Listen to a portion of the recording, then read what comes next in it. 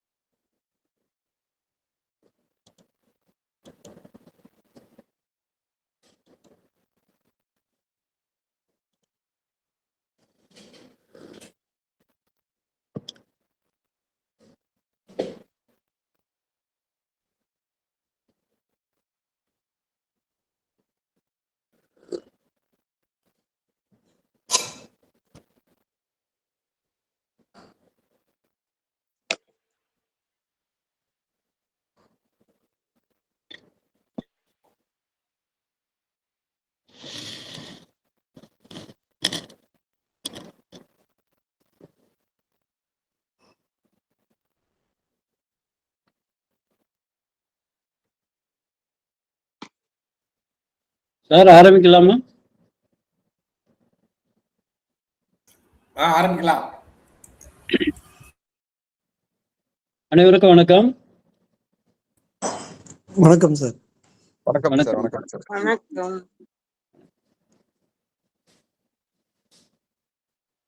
இன்று 43வது ஸ்லைடுங்க. மொத்தம் 78 இருக்கு. இது எல்லாமே போகணுமா இல்லை இன்னைக்கு முடிச்ச வரையும் பார்த்து முடிச்சுட்டு அடுத்த சப்ஜெக்ட் போகலாமா?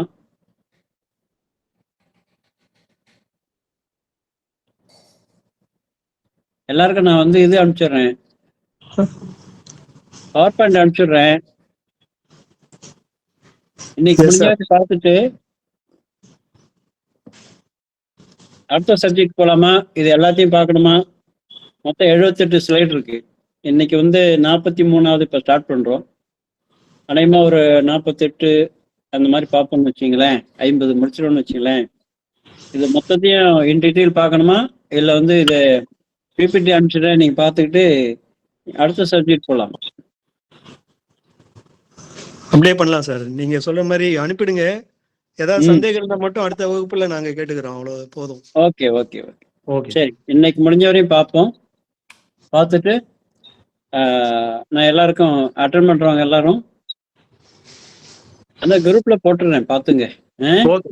Okay okay. ஆமாம் ஆமாம், இந்த தமிழ் படுத்தப்பட்டது அப்படியே போட்டுடுறேன், நீங்கள் பார்த்துங்க. அதில் எல்லாத்தையும் பிடிஎஃபாக மாற்றி போடுறேன். ஏன்னா இந்த தமிழ் ஃபண்ட் இல்லாத இடத்துல அது ஓப்பன் ஆகாது. பிடிஎஃபாக மாற்றி கொடுத்துட்றேன். சரிங்களா?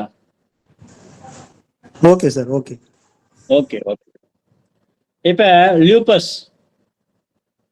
லியூபஸ் அப்படிங்கிறது இந்த படம் போட்டிருக்கேன் பாருங்க. இதான் லியூபஸ். இந்த முகத்துல வந்து தனியா அந்த கலர் மாற்றமா தெரியும். மேல் தோல் வந்து கருஞ்சிவப்பா, சிவப்பா இல்ல கருஞ்சிவப்பா இருக்கும். இது பேர் லூப்பஸ் பேரு. இந்த லூப்பஸ் அப்படிங்கிறது அதுக்கான பேசிக் ரூட் எமோஷன் என்ன அப்படின்னா, கிவிங் அப், அதாவது மனசு விட்டு போறது, வாழ்க்கையில பிடிபட்டு போறது, மனசு விட்டு போயிடுறது. முகத்துல வருது, முகத்துல வருது. பார்த்த உடனே கேட்பாங்க, அந்த அளவுக்கு இது வெளிப்படையா தெரியுது. அப்ப அந்த ஒரு திருப்தியான நிலைமையோட வாழ்க்கையை வந்து அடுத்தவங்க முன்னால வாழ முடியல. அப்படி ஒரு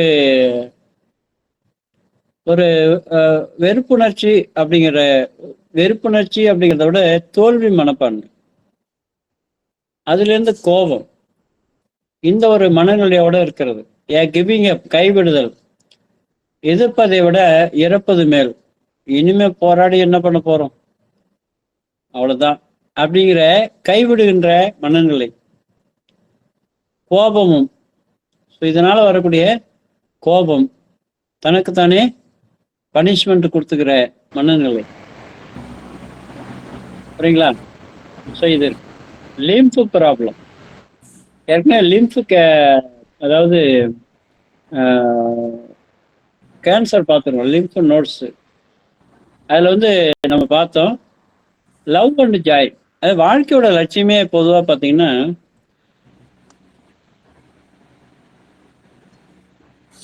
ஒரு அன்பும் மகிழ்ச்சியும் தான் அவசியப்படுது.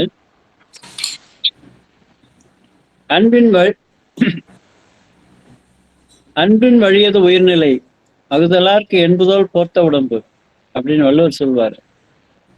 ஸோ அந்த லவ் அண்ட் ஜாய் அப்படிங்கிற விஷயத்துல a warning that the mind needs to be re-centered on the essentials of life.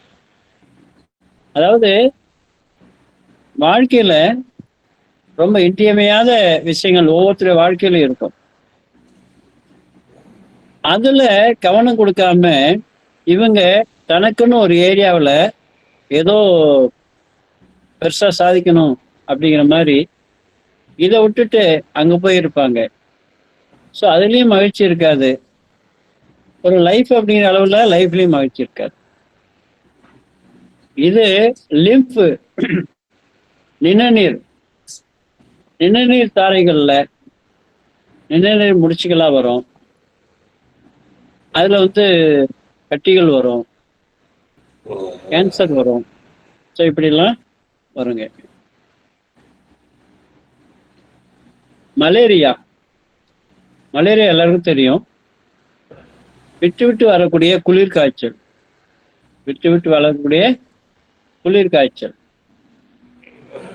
குளிர்னா அப்படி ஒரு குளிருங்க. எத்தனை போரை போட்டு போத்தினாலும் அது நடுக்கத்தை போக்க முடியாது. அப்படி குளிரும், உடம்பு சில்லுன்னு இருக்கும், குளிரும். அப்புறம் ஒரு நேரம் பார்த்தீங்கன்னா ரொம்ப உடம்புல எதுவுமே இல்லாத மாதிரி. இந்த ஜுரத்துக்கு பேர் தான் மலேரியா. அதற்கு பேசிக் ரூட் எமோஷன் என்ன? Out of balance with nature and with life. வாழ்க்கை வாழக்கூடிய விதத்திலையும் அதே நேரத்தில் இயற்கைக்கு முரணாகவும் வாழ்ந்துகிட்டு இருப்பது, ஒரு சமநிலை இல்லாம இருப்பது, இது மலேரியாங்க.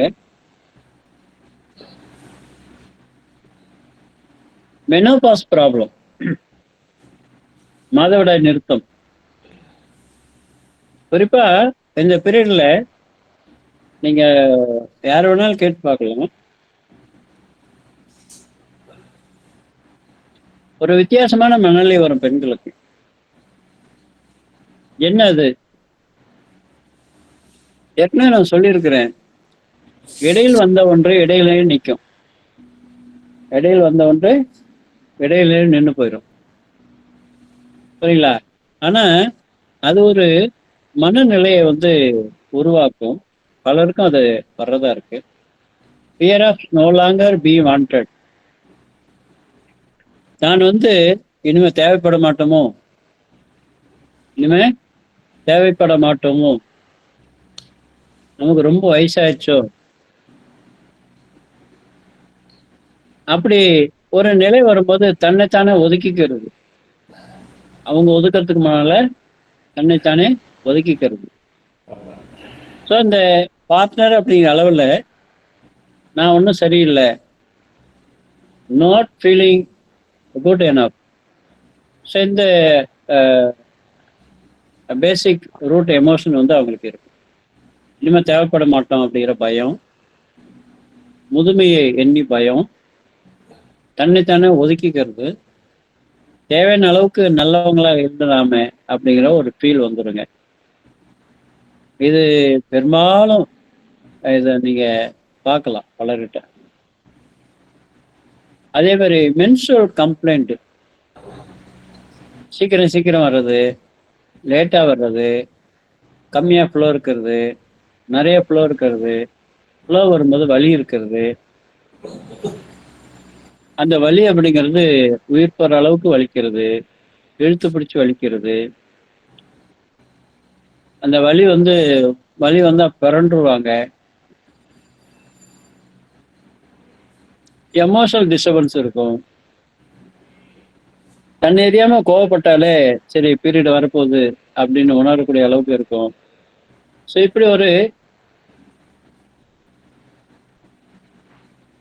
இப்படி மென்சுரல் ப்ராப்ளம் வருது அப்படின்னா, அதாவது இயல்பா இருக்கிறத விட தன்னுடைய ஃபெமினிட்டி, லேடிஸ் வந்து தன்னுடைய பெண் தன்மையை வந்து ஒதுக்கி வச்சுட்டு மற்ற எல்லா வேலையும் பார்க்கறது, மற்ற எல்லாத்துலையும் ரொம்ப டெடிகேஷனா இருப்பாங்க. இந்த விஷயத்த டோட்டலா வந்து அவாய்ட் பண்றது, புறக்கணிக்கிறது, ரிஜெக்ட் பண்றது, இதெல்லாம் இருக்கும். அது ஒரு குற்ற உணர்வோட இருப்பாங்க. நம்ம சரியா வந்து இல்லை அப்படிங்கிற ஒரு குற்ற உணர்வோடு இருப்பாங்க. அது நினைச்சாலே பயமா இருக்கும். அதே மாதிரி அந்த பிறப்புறுப்புகள் என்பது டர்ட்ஃபுல், அழுக்கானவை அல்லது பாவம் சம்பந்தப்பட்டது அப்படிங்கிற ஒரு நம்பிக்கை இருக்கும் சிலருக்கு. ஸோ இப்படி இருக்கிறவங்களுக்கு மாதவிடாய் தொல்லைகள் வருங்க. அது ஒவ்வொரு விதமா இருக்கிறது தகுந்த மாதிரி கம்ப்ளைண்டும் ஒவ்வொரு விதமா இருக்கும். ஒற்றை தலைவலி, ஒற்றை தலைவலி என்பது இது பிரச்சனைகளை பார்க்க விதத்திலேருந்து வரும். Dislike of being driven. இந்த இடத்துல ட்ரிவன் அப்படிங்கிறது தான் இயக்கப்படுவது, தான் இயக்கப்படுவது. நம்மளை யாரோ நம்ம சுயமா செயல்பட முடியல,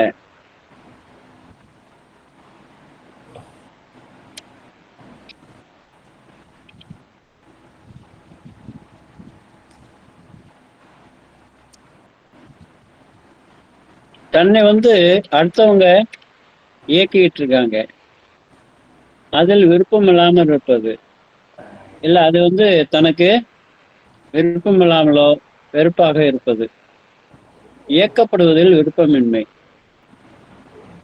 வாழ்வின் போக்கை தடுத்தல், resisting the flow of the life. அப்படின்னா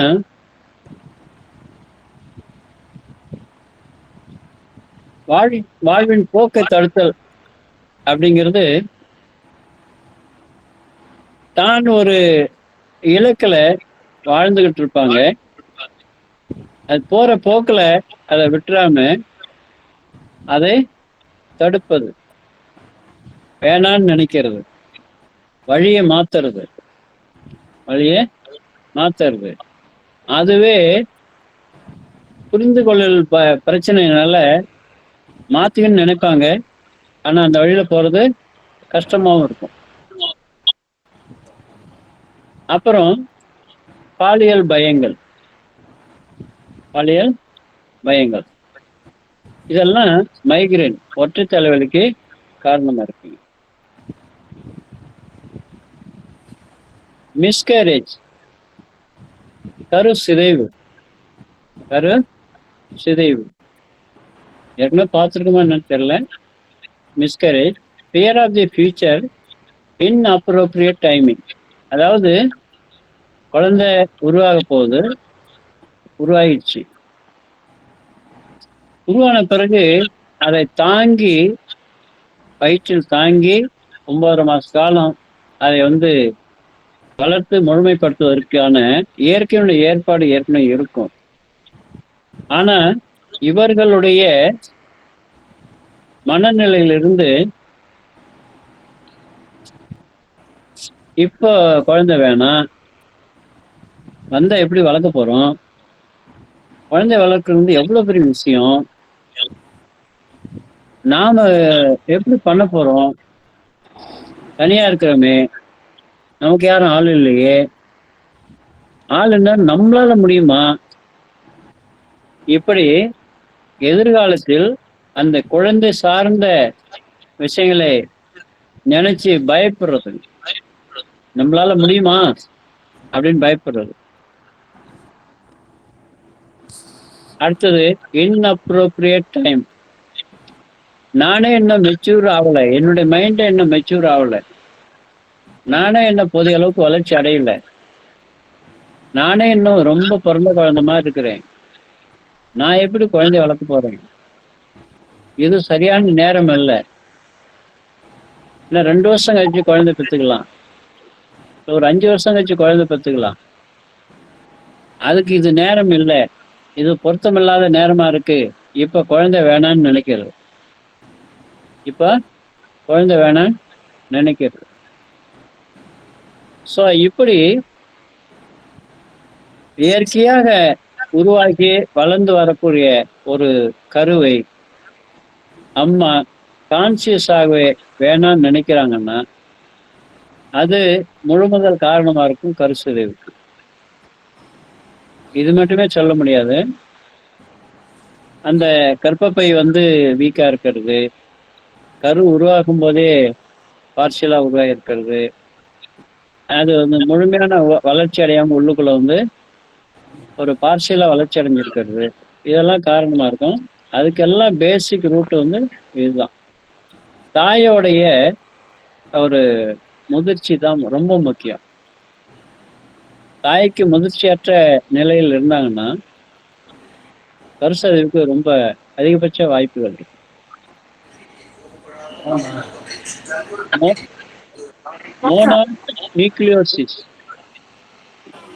மோனோநியூக்ளியோசிஸ் இது என்ன அப்படின்னா உமிழ்நீர் மூலம் வரக்கூடிய தொற்று, தொண்டை வலிக்கிறது, நீர் வலிக்கிறது, இந்த மாதிரி. ஐயா, யாரோ ஒருத்தர் ஆடியோ மியூட் பண்ணாம இருக்குங்க, கொஞ்சம் மியூட் பண்ணீங்க பார்க்கலாம். Thirunavukkarasu. Okay. Meena madam, audio mute பண்ணுங்க, ஆடியோ நிறுத்தி வைங்க. ஓகே மீனா மேடம் ஓகே பண்ணிட்டாங்க. திருநாவுக்கர் சார் என்ன பண்ணல? பண்ணிட்டாரு. Okay, thank you.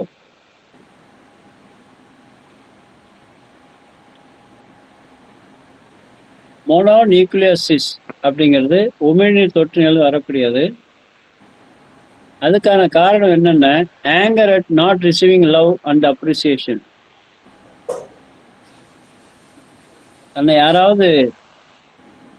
யாருமே அன்பு செலுத்தலை, தன்னை யாருமே அப்ரிஷியேட் பண்ணல, பாராட்டல அப்படிங்கிற உணர்வு. No longer caring for the self. So அடுத்தவங்களும் என்னை வந்து யாரும் அன்பு செலுத்தலை, என்னை பார்த்துக்கல, என்னை அப்ரிஷியேட் பண்ணலை, தன்னைத்தானும் கேர் பண்ணாமல் இருக்கிறது, செல்ஃப் கேரிங்கும் இல்லாமல் இருக்கிறது. இது உமிழ்நீர் தொற்றுக்கு காரணமாக இருக்கு.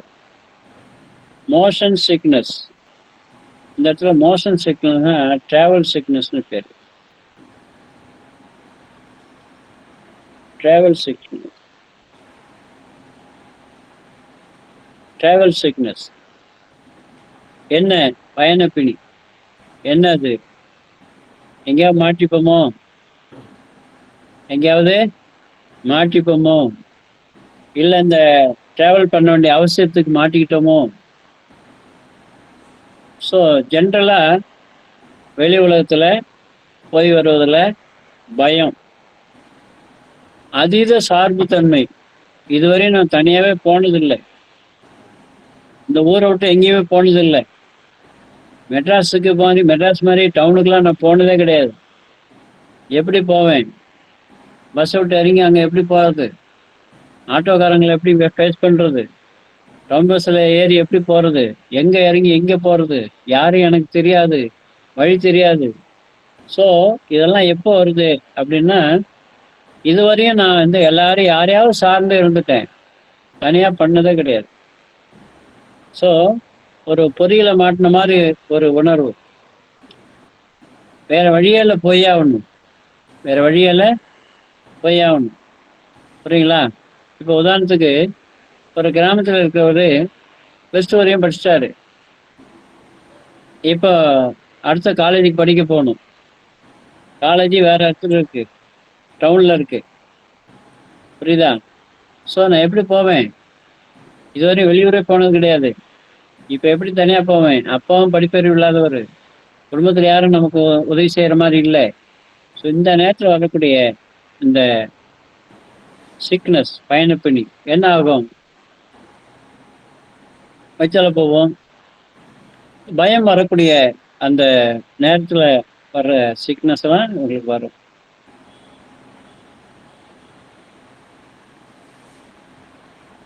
அடுத்தது மவுத்து, வாயில் வரக்கூடிய பிரச்சனைகள்.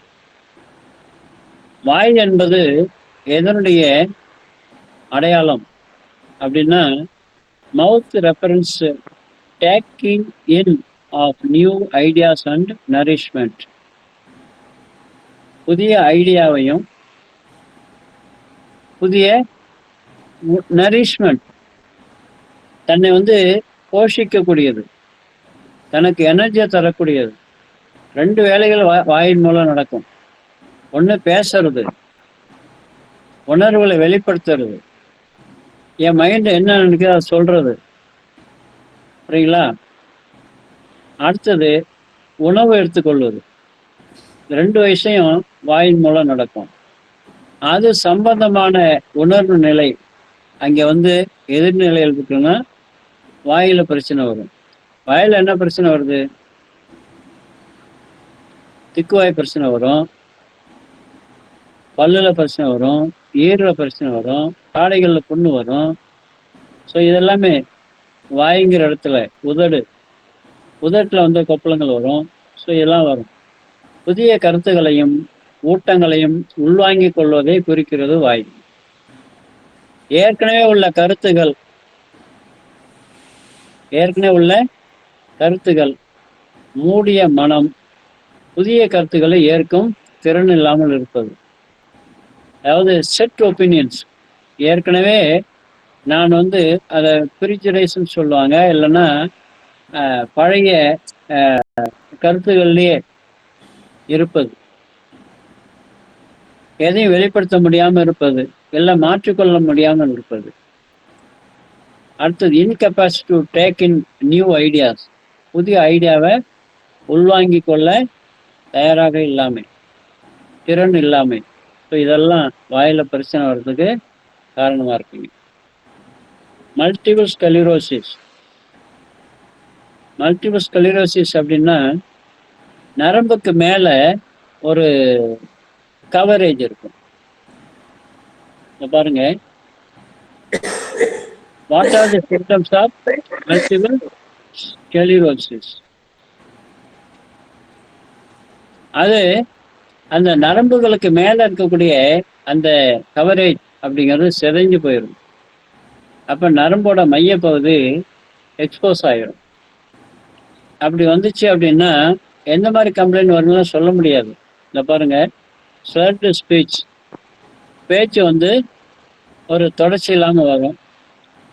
Lakh of coordination and imbalance, நடந்து போகும்போது சமநிலையாக நடக்க முடியாது, தள்ளாடி நடக்கிறது, ஒரு தலை சுத்துறது, திருதிருப்பாக வர்றது, எக்ஸ்ட்ரீம் ஃபெட்டிக், ரொம்ப சோர்ந்து போகிறது, களைப்படைகிறது, மெமரி ப்ராப்ளம் இருக்கும்.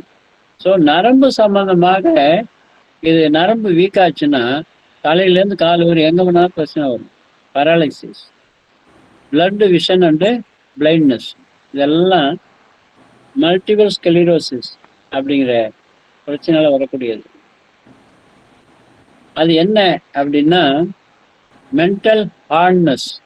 மென்டல் ஹார்ட்னஸ் அப்படின்னா என்ன அர்த்தம்?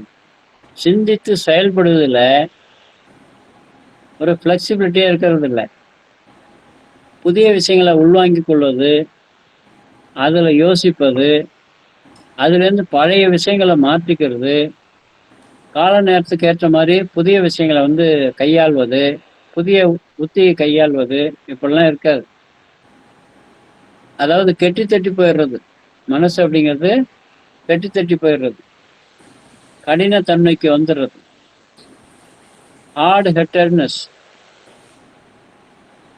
இதயம், அதாவது உனக்கு ஏதாவது கொஞ்சமாவது இதயம் இருக்கான்னு கேட்பாங்கல்ல, அந்த மாதிரி ஒரு கனிவான தன்மை, ஒரு அன்பான நெகிழ்வான தன்மை இல்லாமல் போறது, ஹார்ட் ஹெட்டட்னஸ். அயர்ன் வில், நெஞ்சு கல்லாயிரும். இரும்பு தன்மை.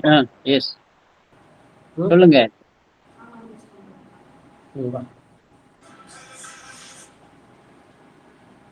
மனசு ரொம்ப கட்டி தட்டி போயிடும். எதுக்குமே மனசு இலகி கொடுக்காது, வளைந்து கொடுக்காத தன்மை. இதெல்லாம் இருக்கிறவருக்கு அந்த மல்டிபிள் ஸ்க்ளரோசிஸ் நோய் வரும். பின்னால் அது வரும், முன்னால் அவர் இந்த மாதிரி இருப்பார்.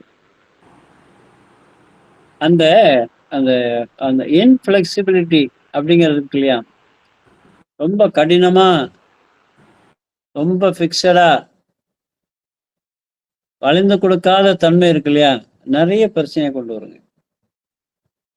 மசில்ஸ், தசைகள் அப்படிங்கிறது எதை குறிப்பிடுது? தசைகள்ல ஏன் நோய்கள் பிரச்சனைகள் வருது? ரெசிஸ்டன்ஸ் டு நியூ எக்ஸ்பீரியன்சஸ், வாழ்க்கையில புதிய அனுபவங்களை பெறுவது, புதிய அனுபவங்களை பெறுவது, அது எல்லாமே தசைகள் மூலம்தான் நடக்கும். தசை மட்டும் இயங்காம போச்சுன்னு வச்சுங்களேன், எப்படி மூட்டு இயங்காம போச்சுன்னு நடக்க முடியாதோ, அதே மாதிரி தசைகள் இயங்காம போனாலும், தசை இல்லைன்னு போனாலும் நரம்பு இயங்க முடியாது. மோட்டார் நர்வஸ் வந்து தசையோட துணையோடு தான் அது இயங்குது. எலும்புகளோட இயக்கமும் தசை நரம்பு இந்த ரெண்டுடைய சேர்ந்த இயக்கத்தால் தான் அதுவும் இயங்குது. புரியுங்களா? அப்போ இந்த தசைகள் எலும்புக்கு கவரேஜாக, உடம்புக்கு கவரேஜாக இருக்குது. வெளி உலக தொடர்பில் அனுபவத்தை தரக்கூடியது, எக்ஸ்பீரியன்ஸை தரக்கூடியது தசைகள் மூலம்தான் நடக்குதுங்க. ஸோ அந்த இயக்கம் என்பது தடைப்பட ஆரம்பிக்கும் போது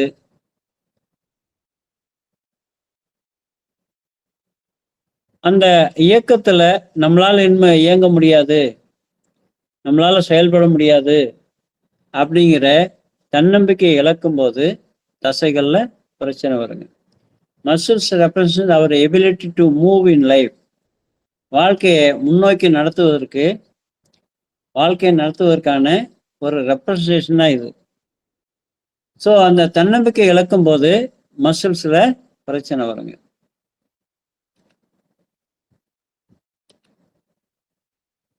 மஸ்குலர் டிஸ்ட்ரோபி, தசைநார் சிதைவு.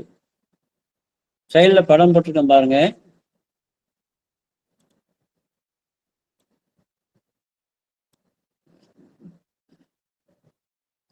அந்த தசை நார்கள் தான்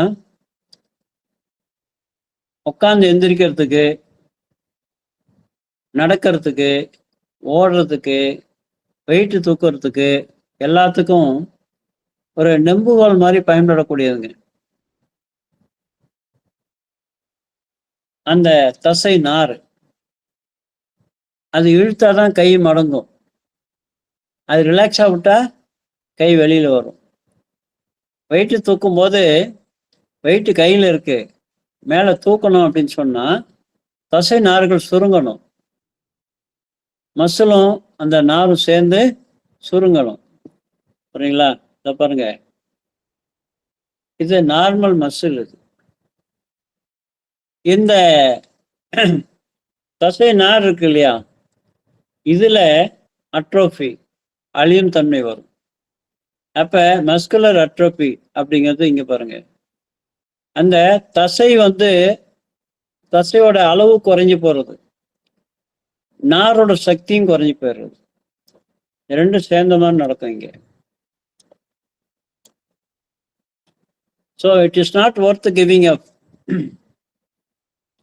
நான் வளர்ந்து பிரயோஜனம் இல்லை, இவ்வளவு தூரம் இவ்வளவு எஃபர்ட் போட்டு நான் எவ்வளவு முன்னேற்றம் அடைஞ்சிருக்கேன், அது பிரயோஜனம் இல்லை, எனக்கு பயன்படலை, என்னை சார்ந்தவர்களுக்கும் பயன்படலை. ஸோ வாழ்க்கையில் எனக்கு இவ்வளோ வேலை செஞ்சும் எனக்கு திருப்தி இல்லை, இந்த மசில்ஸ் மூலம், இந்த தசைநார்கள் மூலம் நான் எவ்வளோ கடுமையாக வேலை செஞ்சு எவ்வளோ விஷயங்கள் செஞ்சிருக்கிறேன், அதுக்கு மரியாதை இல்லை, மதிப்பு இல்லை அப்படிங்கிற உணர்வு வரும்போது சரி இன்னும் செஞ்சு என்ன பண்ண வரப்போ அப்படின்னு சொல்லி அது கைவிட்டுட்டு போயிடுது. இதாங்க மஸ்குலர் டிஸ்ட்ரோபி, தசைநார் சிதைவு. நரம்புகள்ல கலர் மாறுறது, நரம்பு செதஞ்சு போறது, உடஞ்சி போறது, அதுல சொத்தைகள் வர்றது, இப்படி நிறைய விஷயங்கள் இருக்கு. நரம்புங்கிறது நெயில்ஸ், நகங்கள். இது விரலுடைய நுனியை பாதுகாக்கக்கூடிய ஒரு முக்கியமான பகுதிங்க. மாட்டுக்கு குழம்பு இருக்கிற மாதிரி யானைக்கு நகங்கள் இருக்கும். எல்லா விலங்குகளுக்குமே கால்கள்ல, விரல் நுனியில ஒரு பாதுகாப்பு அப்படிங்கிற அளவுல நகம் இருக்குங்க. அது சதையை விட்டு வெளியே நீட்டிட்டு இருக்கும், இல்லை சதைக்குள்ள கூட இருக்கும். அதனுடைய அறிகுறி என்ன அப்படின்னா, நெயில்ஸ் ரெப்ரசன்ட் ப்ரொடெக்ஷன், விரலுக்கு பாதுகாப்பு. நகை மட்டும் இல்லைன்னு வச்சுங்களேன், யாருக்கும் விரல் முழுசாவே இருக்காது, எல்லாம் பாதி காலாக செதஞ்சு போயிடும். பொருளை நீங்க விசை கொடுத்து தூக்க முடியாது, நசுங்கி போயிடும் விரல். நகம் இருக்கிறதுனால தான் அது பாதுகாப்பா இருக்கு. புரியுங்களா? ஸோ அந்த நெயில் பைட்டிங் ஏன் பண்றாங்க? நெயில் பைட்டிங் ஏன் பண்றாங்க? நகத்தை ஏன் கடிக்கிறாங்க? நிறைய பேர் பார்த்துக்கலாம், நகம் கடிக்கிறாங்க. அந்த நகம் கடிக்கிறது ஏன் நடக்குது? ஃப்ரஸ்ட்ரேஷன், வாழ்க்கையில விரக்தி, ஃப்ரஸ்ட்ரேஷன், விரக்தி. நிறைய எஃபர்ட் போடுவாரு, ரிசல்ட் இருக்காது. அடுத்து என்ன செய்ய போகிறோம், கிளாரிட்டி இருக்காது. ஸோ அப்படி ஒரு விரக்தி நிலைமை இருக்கும். Eating away at the self, மன விரக்தினால தன்னைத்தானே அரித்து அழிக்கிறது. நகம் பார்த்தீங்கன்னா அந்த இன்டர்னல் அந்த ஃப்ரஸ்ட்ரேஷன் அப்படிங்கிறது, மன விரக்தி என்பது சின்ன குழந்தைகளேருந்து பார்க்கலாம். சில குழந்தைகள்லாம் நகத்தில் பாதி தான் கையில் இருக்கும், மீதெல்லாம் பல்லால் சுரண்டி சுரண்டி சுரண்டி சுரண்டி எடுத்துருவாங்க. நகத்தோட நார்மல் சைஸில் பாதியாக வந்துடும். கொஞ்சம் கூட அதை வளர விடுறதில்லை. அது அந்த மனதில் உள்ள விரக்தி மனப்பான்மை சொல்லக்கூடியதுங்க. சிலர் ரொம்ப கண்ட்ரோல் பண்ணுவாங்க பிள்ளைங்களை. எப்ப பாரு ஒரு பயத்திலேயே, ஒரு மனசுல வந்து ஒரு ஒரு ஃப்ரீனஸ் இல்லாம, இதை செஞ்சா திட்டுவாங்க, அதை செஞ்சா திட்டுவாங்க. என்ன அங்க உட்காந்துருக்க, என்ன இங்க உட்காந்துருக்க, என்ன இப்படியே உட்காந்துருக்க. ஸோ இப்படி வந்து நின்னாலும் குத்தம், உட்காந்தாலும் குத்தம், எதை செய்யணும்னு தெரியாது, எதை செய்யக்கூடாதுன்னு தெரியாது. இப்படி கண்ட்ரோல்னா அப்படி ஒரு கண்ட்ரோல். வெளியில போனால் 10 நிமிஷம் உள்ள வரணும். மற்ற பிள்ளைங்களாம் விளையாடும், இவங்க விளையாட முடியாது. புரியுதா? அவங்க எப்போ பார்த்தாலும் பார்க்கும்போதெல்லாம் புத்தகத்தை கையில் வச்சுக்கணும், இல்லைன்னா அடி உதவணும். இப்படிலாம் பெற்றோர்கள் தன்னுடைய மனநிலைக்கு ஏற்றவாறு பிள்ளைங்க இருக்கணும்னு சொல்லி அதீத கண்டிப்பில் இருக்கிறது. அந்த குழந்தைக்கு மனசுல சொல்ல முடியும், யார்கிட்ட போய் சொல்ல முடியும், எங்க போறது, விரக்தியில இருக்கும். மற்ற பிள்ளைங்களை கம்பேர் பண்ணி பார்ப்போம். நாம மட்டும் ஏன் இப்படி இருக்கிறோம், நம்மளுடைய பெற்றோர்கள் மட்டும் ஏன் இப்படி இருக்கிறாங்க, நம்ம வாழ்க்கை மட்டும் ஏன் இப்படி இருக்கு. அதுல அந்த உள்ள இருக்கக்கூடிய அந்த அழுத்தம் இருக்கு இல்லைங்களா, அது பல் வழியா நகத்துக்கு போகும், சுரண்டி எடுத்துரும் நகத்தெல்லாம். இதுதான் நெயில் பைட்டிங். நர்கோலெப்சி. நர்கோலெப்சி அப்படிங்கிறது துயில் மயக்க நிலை. எப்போ தூக்கம் வரும், எப்போ வந்து இவங்க தூக்கமில்லாத எனர்ஜியான நிலையிலேருந்து வேலை பார்ப்பாங்கன்னு தெரியாது. ரொம்ப சோர்வு ஜாஸ்தியாக இருக்கும். பகல்லையும் தூங்குவாங்க, நைட்லையும் தூங்குவாங்க. இது என்ன அப்படின்னா, இது ஒரு எஸ்கேபிசங்க. இது ஒரு எஸ்கேபிசம்.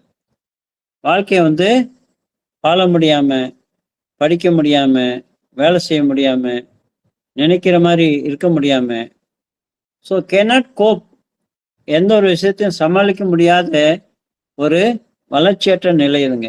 மன ரீதியாக வளர்ச்சியற்ற நிலை. ஸோ பிரச்சனைகளை கோப்ப பண்ண தெரியறது இல்லை. ஸ்கூல்ல 30 பசங்க இருக்கிறாங்க, கணக்கு வாத்தியார் ஒன்று கணக்கு போட்டு காட்டுவார், எல்லாரும் போட்டுருவாங்க, இவங்களுக்கு போட தெரியாது, எப்படி போறேன்னே தெரியாது, சிக்கலா இருக்கும். புரியுங்களா? ஸோ ஒரு பிரச்சனை வரும், அந்த பிரச்சனையை எப்படி எதிர்கொள்றதுன்னு தெரியாது, யாரை கேட்கறதுன்னு தெரியாது, கேட்கறதுக்கும் தயக்கம். ஸோ இப்படி வந்து விஷயங்களை பிரச்சனைகளை சமாளிக்க முடியாத நிலையில அதீத பயம் இருக்கும் உங்களுக்கு. வாழ்க்கையே பயமா போகும், வாழ்க்கையே பயமா இருக்கும். Not wanting to be here, எதுலையுமே ஒரு விருப்பம் நாட்டம் இல்லாம, என்ன செய்யறதுன்னு தெரியாம, அப்படி ஒரு பயந்த நிலையில் இருக்கும்போது உங்களுடைய டிஃபென்ஸ் மெக்கானிசம் என்ன பண்ணும், தூங்க வச்சிரும். தூங்க வச்சு உங்களை காப்பாற்றிடும். அப்புறம் ஏஞ்சி முயற்சி பார்ப்பாங்க, திரும்ப அதே பிரச்சனை வரும், திரும்ப தூக்கம் வந்துடும். புரியுங்களா? ஸோ இந்த ஒரு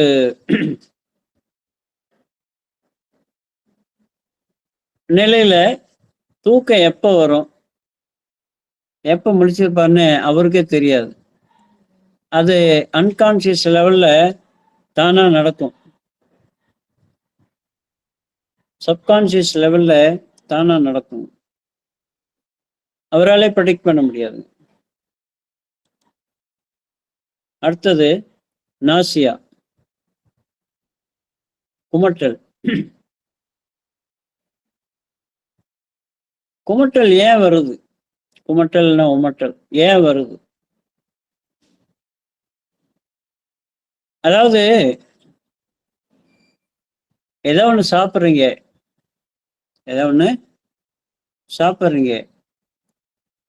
அந்த சாப்பிடும் போதே பிடிக்காம சாப்பிட்றீங்க, இல்லை உடம்போட இயக்கத்துக்கு அது ஒத்து வராததா இருக்கு, இனிமிக்கலா இருக்கு, எதிர்த்தன்மையில் இருக்கு, அது உள்ள போனா சரியா செரிமானம் ஆகாது, செரிமானத்தை தடுக்கும் அப்படின்னா பிசிக்கல் லெவல்ல உமட்டல் வந்துடும். அதே மைண்ட் லெவல்ல அது என்னது? மைண்ட் லெவல்ல அது என்னது? சாப்பிட்டு உமட்டல் வர்றது நான் சொன்ன மாதிரி, சாப்பிடாமலே உமட்டல் வரும், சாப்பிட்ட பிறகும் வரும். அதுக்கு ஃபியர், பயம். அடுத்தது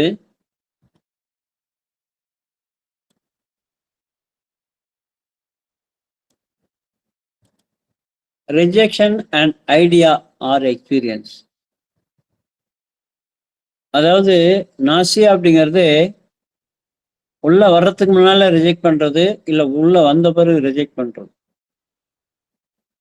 உள்ள வர்றதுக்கு முன்னாலேயே அந்த ஐடியாவை மறுக்கிறது அப்படிங்கிறது ரிஜெக்ஷன் அண்ட் ஐடியா. இல்லை உள்ள வந்த பிறகு நான் ஒரு விஷயத்தை ஏற்றுக்கிட்டேன், அதனுடைய அனுபவம் எனக்கு நெகட்டிவா இருக்கு. ஸோ ஐடியாங்கிறது எக்ஸ்பீரியன்ஸ்க்கு வர்றதுக்கு முன்னால இருக்கிறது. எக்ஸ்பீரியன்ஸ் அப்படிங்கிறது அனுபவத்தின் பிறகு அது வேணான்னு நினைக்கிறது. ஸோ இது ரெண்டுமே ரிஜெக்ட் பண்ணக்கூடியது. அடையாளம் என்ன அப்படின்னா நாசியா. பயம், ஒரு கருத்தையோ அனுபவத்தையோ ஏற்றுக்கொள்ள மறுப்பது.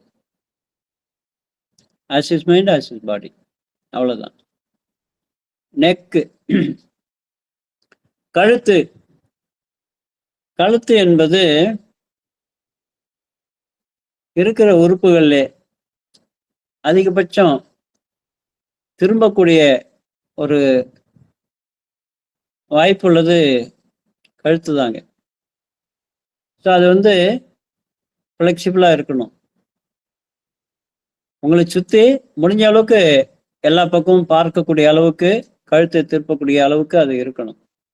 So represents the flexibility, the ability to see what is back there. பின்னால் என்ன இருக்கு அப்படிங்கிறத திரும்பி பார்க்கறதுக்கு கழுத்து திரும்பணும். புரியுங்களா? ஸோ கழுத்தில் ஒரு பிரச்சனை வருது அப்படின்னா refusing to see other side of a question.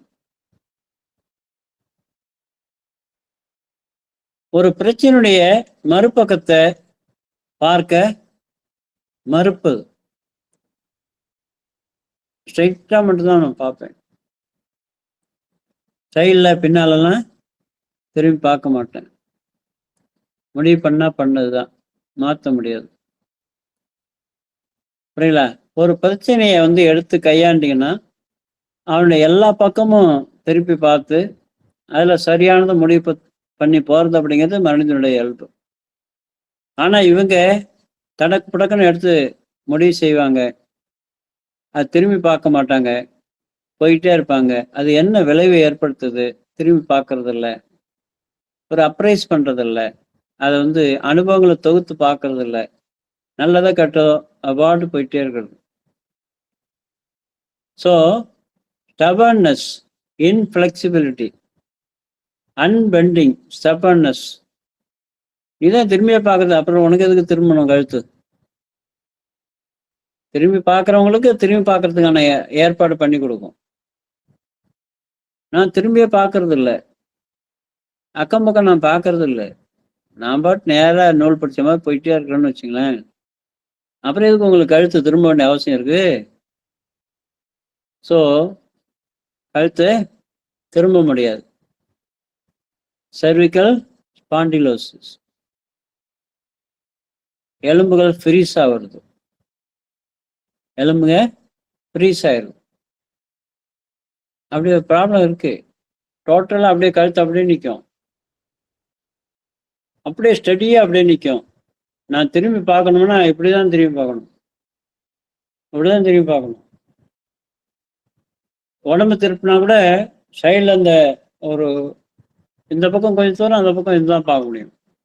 இப்படி திரும்பி டோட்டலா 360 டிகிரி பார்க்கணும் அப்படின்னா முடியாது. ஏன்? நீங்க அதுக்கு தயாரா இல்லையா பார்க்கறதுக்கு? அப்புறம் எதுக்கு அது வளைஞ்சு கொடுக்கணும்? நீங்கள் வளைந்து கொடுக்காத போது உங்களுடைய உறுப்புகள் வளைந்து கொடுக்காது. ஜென்ரல் நார்ம்ஸ் அண்ட் ரூல்ஸுக்கு நீங்க எழுதி வச்சிங்க, யார் வேணாலும் பாருங்க, நிறைய கேஸ் பார்த்தாச்சு. ஓகே. நெஃப்ரைட்டிஸ். நெஃப்ரைட்டிஸ் அப்படிங்கிறது சிறுநீரக அழற்சி.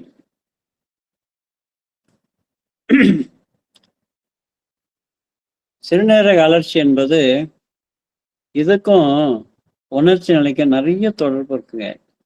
கிட்னி ஃபெயிலியர், எவ்வளோ kidney stone, kidney failure, kidney சுருங்கிறது, கிட்னி வீங்கிறது, கிட்னியில் கட்டி இருக்கிறது, கிட்னி செயல்படாமல் போகிறது, உப்பு நீர் ஜாஸ்தி ஆகுறது, கிரியாட்டினின் ஜாஸ்தி ஆகுறது, யூரிக் ஆசிட் ஜாஸ்தி ஆகுறது, எல்லாம் என்னது பர்டிகுலர் இந்த ரசாயன மாற்றம் மட்டும் ஏன் அங்கே ஃபாஸ்டாக நடக்குது அப்படின்னா, வாழ்க்கை வாழ்ந்து கொண்டு இருக்கிறீங்க. Expectation and experience. Expectation and experience. வாழ்க்கையில ஒன்று எதிர்பார்க்குறீங்க, அனுபவத்துக்கு போறீங்க, வாழ்றீங்க. அதனுடைய அனுபவம் என்பது, ஃபீட்பேக் என்பது ஏமாற்றமாகவும் தோல்வியாகவும் இருக்கும்போது அதனுடைய எதிர்வினை ஏமாற்றமும் தோல்வி உணர்வும் எந்த அளவுக்கு அதிகமாக இருக்கிறதோ அந்த அளவுக்கு சிறுநீரக அழற்சி, சிறுநீரக பிரச்சனைகள் ஜாஸ்தியாக வருதுங்க. Over reaction to disappointment and failure in life. இதுதான் நெஃப்ரைட்டிஸுக்கு முக்கியமான காரணங்க.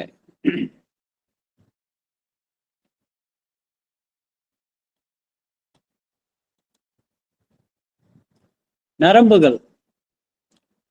நரம்புகள் அப்படிங்கிறது உடம்புல என்ன வேலை செய்யுது?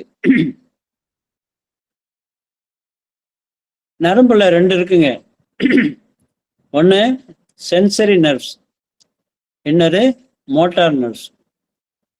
சென்சரி நர்வ்ஸ் என்பது செய்திகளை கடத்தக்கூடியது. ஒரு இடத்த தொடுறீங்க, அந்த இடம் ரொம்ப சூடா இருக்கு, அந்த சூட்டை மூளைக்கு கொண்டு சேர்க்கும்.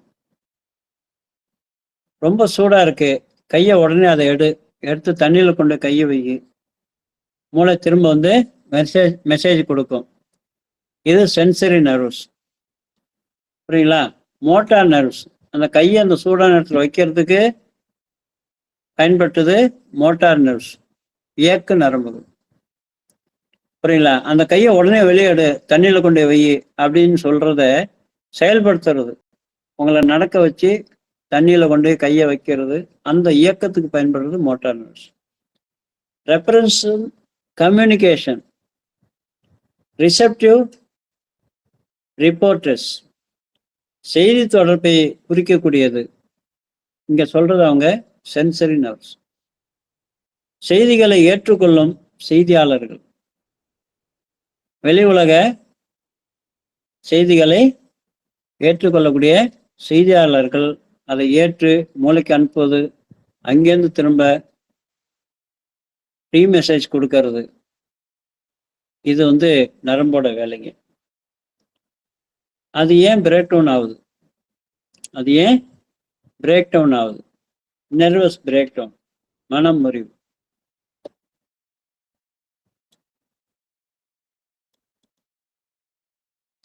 செல்ஃப் சென்டர்ட்னஸ், அதாவது முழுக்க முழுக்க சுயநலம் சார்ந்து வாழ்வது. Jamming the channels of communication, மற்றவர்களுடன் தொடர்பு கொள்ளும் வழிகளை அடைத்துக் கொள்ளுதல். என்னை தவிர வேற எதை பற்றியும் நினைக்கிறது இல்லை, எதையும் ஏற்றுக்கொள்வதில்லை, எல்லாத்தையும் அடைச்சி வச்சுக்கிறது. அப்புறம் உங்களுக்கு வெளி உலக செய்தி உங்களுக்கு எதுக்கு?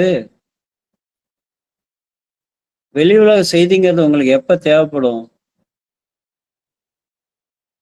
நீங்க வெளியில என்ன விஷயங்கள் நடக்குது அதுல பார்த்து, இந்த பிரபஞ்சம் உங்களை படைச்சிருக்குது,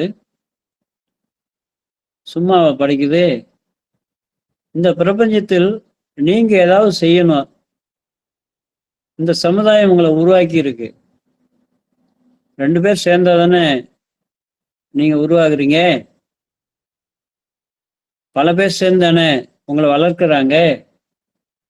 பல ஆசிரியர்கள் சேர்ந்தானே உங்களுக்கு அறிவு புகட்டுறாங்க. பல பேர் சேர்ந்தானே உங்களுக்கு வேலை கொடுக்குறாங்க, சம்பளம் தராங்க. உங்களுக்காக பலரும் உழைக்கிறாங்க. ட்ரெஸ் யாரோ உற்பத்தி பண்ணி தராரு, உணவுப் பொருள் உற்பத்தி பண்ணி தராரு. புரியுங்களா? உங்களுக்காக எவ்வளோ பேர் வேலை பார்த்துட்டு இருக்காங்கல்ல. அப்ப இதெல்லாம் கண்டுக்காம நான் என்னை மட்டும் பார்த்துக்கிட்டு இருக்கேன்னா, உலகத்தை பார்க்காத உங்களுக்கு உணர்வு நரம்புகள் உங்களுக்கு எதுக்கு? காப்பாயிரும், முடங்கி போயிடும். உங்களை நீங்கள் முடக்கி கொண்டால் உங்கள் நரம்புகள் தானாக முடங்கிவிடும். இதுதாங்க இங்க நடக்குது. புரியுங்களா? ஸோ செல்ஃப் சென்டர்ட்னஸ், எந்த அளவுக்கு நீங்க சுயநலமா இருக்கீங்களோ அந்த அளவுக்கு நரம்புகள் பாதிக்கப்படுது.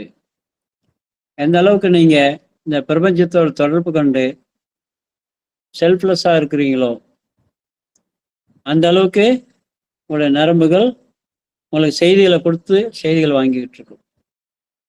இதுதாங்க நல்லது. 50 ஸ்லைடு முடிச்சிருக்கிறோம்.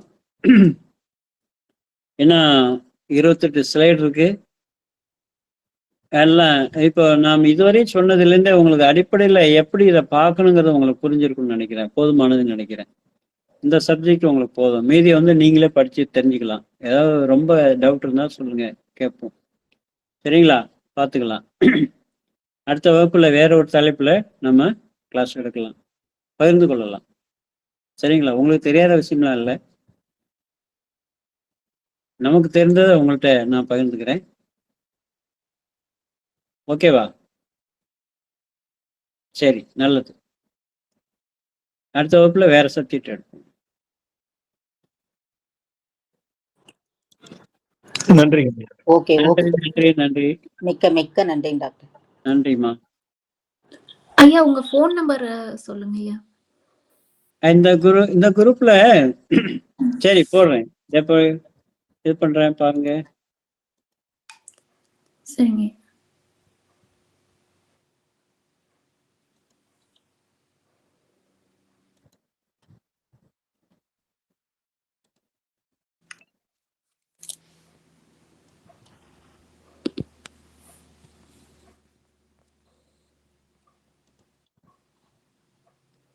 சொல்றேன், நோட் பண்ணிக்கிறீங்களா? நோட் பண்ணிக்கிறேங்க ஐயா. 944 944 309 309 76 76 36. 36. Yeah. 944 309 7636. சிவானந்த். சரிங்க ஐயா, நன்றிங்க ஐயா. நல்லது.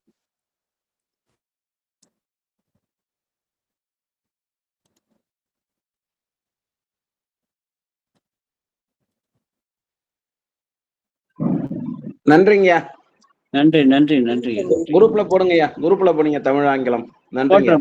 போட்டுறேன். நன்றிங்க. நன்றி. நன்றி.